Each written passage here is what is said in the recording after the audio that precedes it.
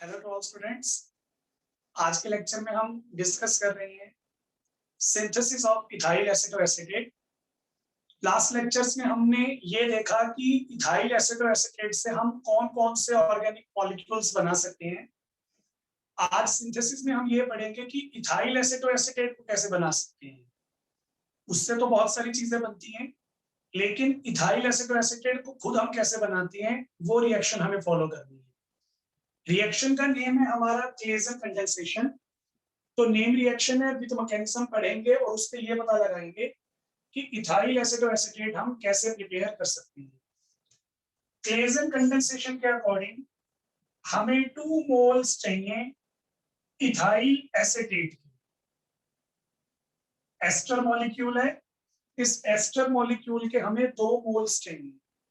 फिर आगे हम इसकी रिएक्शन करवाएंगे स्ट्रॉन्ग बेस के साथ, फॉलोड बाय हाइड्रोलिसिस। मतलब 2 स्टेप की रिएक्शन है। हमने 2 मोल्स लेने हैं इथाइल एसिटोएसीटेट के, इथाइल एसिटेट के 2 मोल लेंगे हमारे इथाइल एसिटेट के, दोनों की कंडेंसेशन करवानी है। कंडेंसेशन करवाने के लिए हम यूज करेंगे बेस। जब ये दोनों मॉलिक्यूल हमारे कंडेंस हो जाएंगे, कंडेंस्ड प्रोडक्ट बन जाएगा, तब हमें उसकी करनी है हाइड्रोलिसिस। तो यहाँ पे देखो रिएक्शन कैसे बनेगी। मैं एक बार आपको रिएक्शन बता रहा हूं।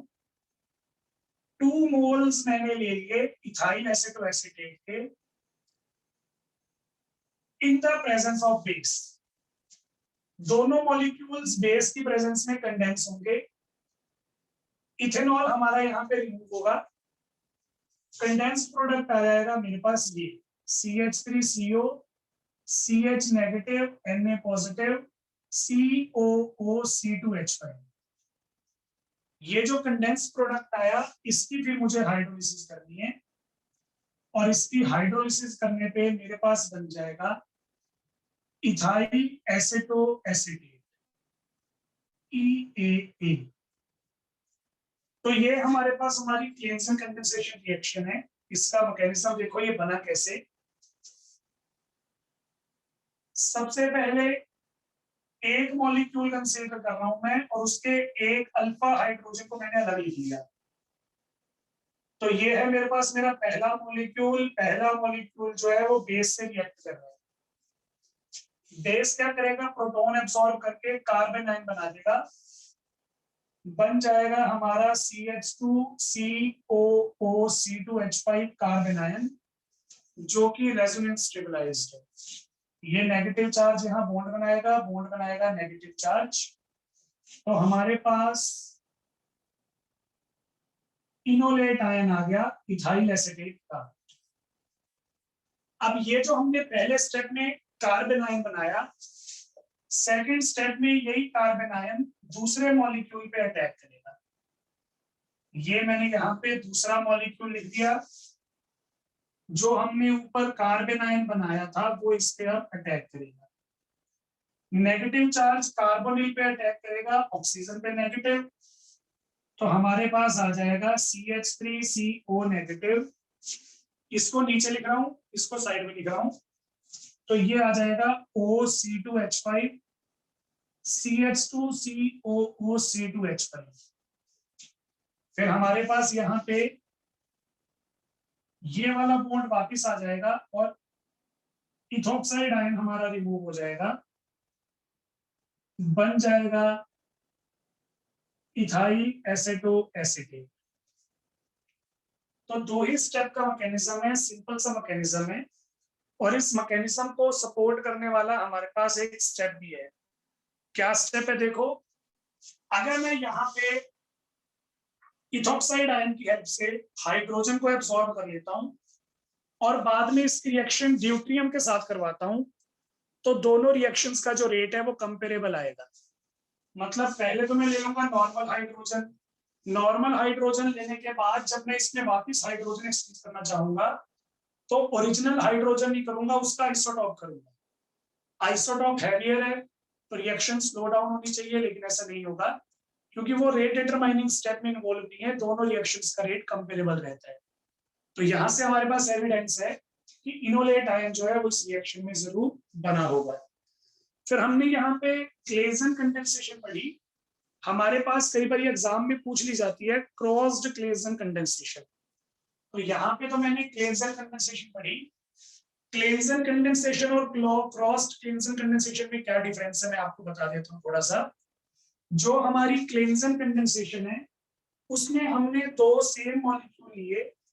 क्रॉस्ड क्लेजन कंडेंसेशन में हम दोनों मॉलिक्यूल डिफरेंट डिफरेंट लेते हैं। तो यहाँ पे मैं आपको बता रहा हूँ क्रॉस्ड क्लेजन कंडेंसेशन। क्लेजन में तो मैंने क्या किया, दोनों के दोनों मॉलिक्यूल सेम लिए। क्रॉस्ड क्लेजन में ऐसा नहीं होता, हम दोनों मॉलिक्यूल अलग अलग भी ले सकते हैं। अब क्योंकि हम दोनों मॉलिक्यूल अलग अलग ले रहे हैं तो हो सकता है कि दोनों के पास अल्फा हाइड्रोजन हो या हो सकता है एक के पास अल्फा हाइड्रोजन हो।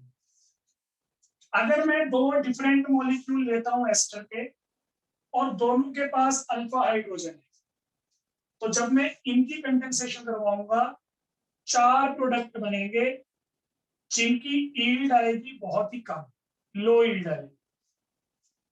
लेकिन अगर मैं यहाँ पे दो अलग अलग एस्टर मॉलिक्यूल लेता हूं और एक के पास अल्फा हाइड्रोजन है दूसरे के पास नहीं है, उस केस में हमारे पास एक ही प्रोडक्ट बनेगा और वो प्रोडक्ट जो होगा वो हाईली सिंथेटिक यूज वाला होगा, मतलब उसकी सिंथेटिक इंपॉर्टेंस ज्यादा होगी। तो जब हम क्रॉस रिएक्शन कंडेंसेशन पढ़ेंगे तो हम इस टाइप की रिएक्शन को फॉलो करेंगे। दो अलग अलग एस्टर के मॉलिक्यूल लेंगे, एक के पास अल्फा हाइड्रोजन होगा एक के पास नहीं होगा, तो दोनों को हम यहाँ पे प्रोडक्ट में इन्वॉल्व करने की ट्राई करते हैं। अब जैसे एक मॉलिक्यूल मैंने यहाँ पे ले लिया ये वाला, इसके पास अल्फा हाइड्रोजन है। दूसरा मॉलिक्यूल लूंगा बिना अल्फा हाइड्रोजन वाला, ये रहा। तो जब हम दोनों की कंडेंसेशन करवाएंगे, कंडेंसेशन देखो कैसे होगी, इन प्रेजेंस ऑफ बेस, इसके पास अल्फा हाइड्रोजन है तो ये बनाएगा कार्बन आयन और कार्बन आयन बना के इस पे अटैक करेगा। मैकेनिज्म के थ्रू मैं शो कर देता हूं, इसका प्रोडक्ट मैं बाद में लिखूंगा। इसको रिएक्शन को करने का तरीका बता रहा हूं मैं आपको। ये मेरे पास मेरा मॉलिक्यूल था, पहला मॉलिक्यूल ये रहा, इस मॉलिक्यूल का कार्बन आयन यूज करूंगा। इस मॉलिक्यूल का कार्बन आयन कौन बनाएगा, इथॉक्साइड आयन। कैसे बनाएगा, पिछली रिएक्शन का पहला स्टेप देख लेना। इसका कार्बन आयन यही बनेगा। तो इसका कार्बन आयन बनाऊंगा जिसके पास अल्फा हाइड्रोजन था, और जिसके पास अल्फा हाइड्रोजन नहीं था उसके कार्बोनिल पे अटैक करवा देंगे। तो हमारे पास आ जाएगा HCO नेगेटिव OC2H5 CH2COOC2H5। ये नेगेटिव चार्ज यहाँ, इथॉक्साइड आयन बाहर हो जाएगा, बन जाएगा हमारा क्रॉस्ड क्लेंजन कंडेंसेशन का प्रोडक्ट। तो ये हमारे पास हमारी क्लेंजन कंडेंसेशन थी, सिंथेसिस ऑफ इथाइल एसिटोएसिटेट। इथाइल एसिटोएसिटेट हमारा यहाँ पे कंप्लीट हो गया है। अब हमारा इस चैप्टर में एक ही टॉपिक बचा है, कीटोइनोल टोटोमेरिज्म, वो आप डिस्कस करेंगे नेक्स्ट लेक्चर में। Thank you.